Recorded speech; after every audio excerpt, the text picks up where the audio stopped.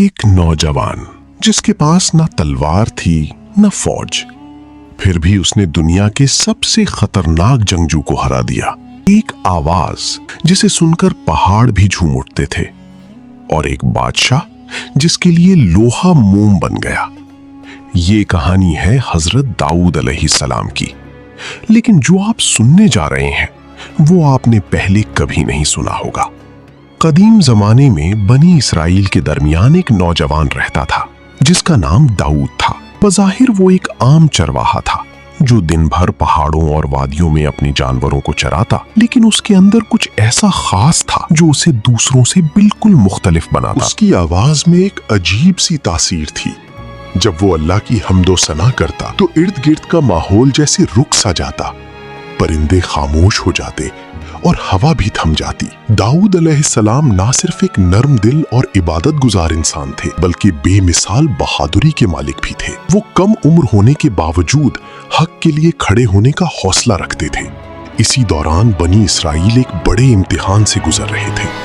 ان کے سامنے جالوت نامی ایک ظالم اور طاقتور دشمن کھڑا تھا جس کی فوج بے حد مضبوط اور خوفناک تھی۔ بنی اسرائیل کے بڑے بڑے بہادر بھی جالوت کے سامنے آنے سے گھبرا رہے تھے۔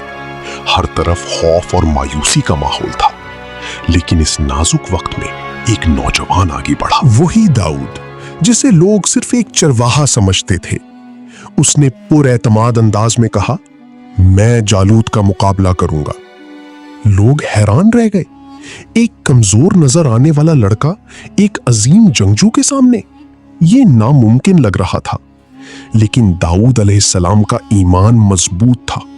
وہ جانتے تھے کہ اصل طاقت نہ ہتھیاروں میں ہوتی ہے اور نہ جسمانی قوت میں، بلکہ اللہ کی مدد میں ہوتی ہے۔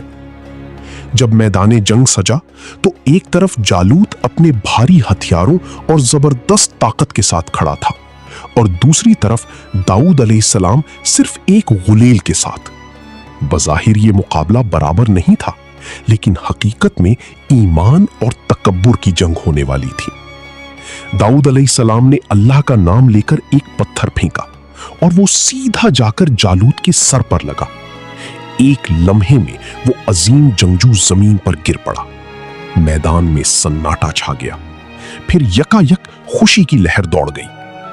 یہ وہ لمحہ تھا جس نے ایک چرواہے کو تاریخ کا ہیرو بنا دیا۔ یہی فتح داؤد علیہ السلام کی زندگی کا ایک نیا باب تھی۔ اللہ تعالیٰ نے انہیں عزت، حکمت اور بعد میں نبوت اور بادشاہت سے نوازا، لیکن یہ تو صرف شروعات تھی۔ جالوت پر فتح کے بعد حضرت داؤد علیہ السلام کا نام پورے بنی اسرائیل میں گونجنے لگا۔ لوگ انہیں ایک بہادر نوجوان کے طور پر جاننے لگے، لیکن اللہ تعالیٰ نے ان کے لیے جو مقام مقرر کیا تھا وہ اس سے کہیں زیادہ بلند تھا۔ وقت گزرتا گیا اور داؤد علیہ السلام کی زندگی میں ایک ایسا مرحلہ آیا جب اللہ تعالیٰ نے انہیں اپنی خاص نعمتوں سے نوازنا شروع کیا۔ ان میں سب سے حیرت انگیز نعمت تھی ان کی آواز۔ یہ کوئی عام آواز نہیں تھی۔ جب حضرت داؤد علیہ السلام زبور کی تلاوت کرتے تو ایسا محسوس ہوتا جیسے الفاظ صرف سنے نہیں جا رہے بلکہ محسوس کیے جا رہے ہوں۔ قرآن میں بھی ذکر ملتا ہے کہ پہاڑ اور پرندے ان کے ساتھ مل کر اللہ کی تسبیح کرتے تھے۔ سوچیں، ایک انسان کی آواز اور اس کے ساتھ پہاڑوں کا جھومنا، پرندوں کا ہم آواز ہونا، یہ ایک ایسا منظر تھا جو انسانی عقل سے باہر ہے۔ یہ اللہ کی قدرت کا کھلا مظاہرہ تھا۔ لیکن یہ صرف خوبصورتی نہیں تھی، یہ ایک ذمہ داری بھی تھی۔ حضرت داؤد علیہ السلام کو اللہ تعالیٰ نے زبور عطا فرمائی، ایک مقدس کتاب جس میں اللہ کی حمد، نصیحتیں اور حکمت بھری باتیں شامل تھیں۔ ان کا کام صرف پڑھنا نہیں تھا بلکہ لوگوں کے دلوں تک اللہ کا پیغام پہنچانا تھا۔ ان کی آواز میں ایسا اثر تھا کہ سخت دل لوگ بھی نرم پڑ جاتے۔ جو لوگ گناہوں میں ڈوبے ہوتے وہ بھی سن کر رو پڑتے، گویا ان کی تلاوت دلوں کو زندہ کر دیتی تھی۔ لیکن اللہ کی نعمتیں یہاں ختم نہیں ہوئیں۔ اللہ تعالیٰ نے حضرت داؤد علیہ السلام کو ایک اور غیر معمولی طاقت عطا کی، لوہے پر کنٹرول۔ قرآن کے مطابق ان کے لیے لوہا نرم کر دیا گیا تھا वो अपने हाथों से जरहें यानी आर्मर बनाते, बगैर किसी भट्टी या औजार के। ये सिर्फ एक मोजज़ा नहीं था, बल्कि एक सबक भी था कि एक नबी, एक बादशाह होने के बावजूद अपने हाथ से मेहनत करता है। हजरत दाऊद अलैहिस्सलाम अपनी कमाई खुद करते थे, और यही इस्लाम में हलाल रिस्क की अहमियत को जाहिर करता है। इनकी जिंदगी इबादत, मेहनत और इंसाफ का हसीन इम्तिजाज थी।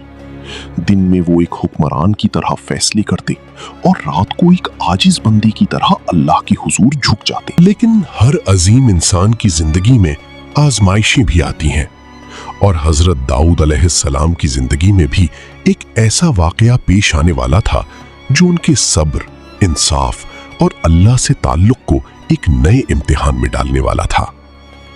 बनी इसराइल के लश्कर में खौफ की फिजा थी। हर चेहरे पर परेशानी साफ नजर आ रही थी।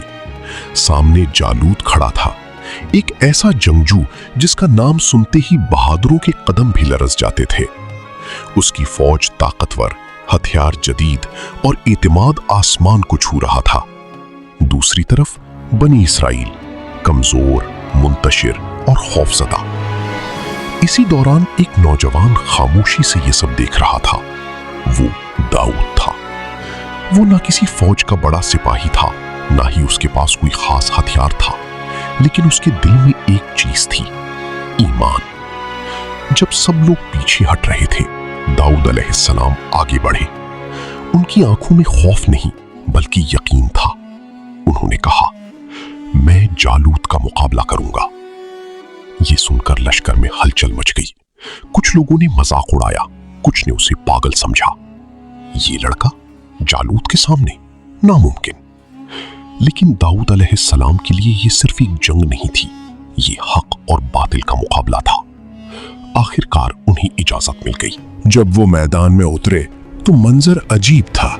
एक तरफ जालूत अपनी पूरी शानो शौकत के साथ, भारी ज़िरा पहने, हाथ में खतरनाक हथियार, और दूसरी तरफ दाऊद अलैहिस्सलाम, जिनके पास सिर्फ एक गुलेल और चंद पत्थर थे।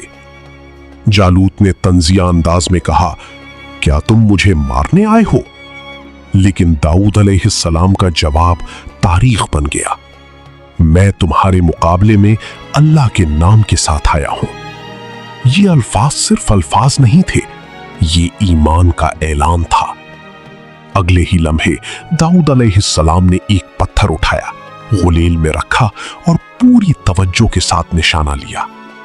वक्त जैसे रुक गया हो। फिर अचानक पत्थर फिजा में उड़ा और सीधा जाकर जालूत के माथे पर लगा। एक जोरदार आवाज के साथ वो जमीन पर गिरा। खामोशी छा गई।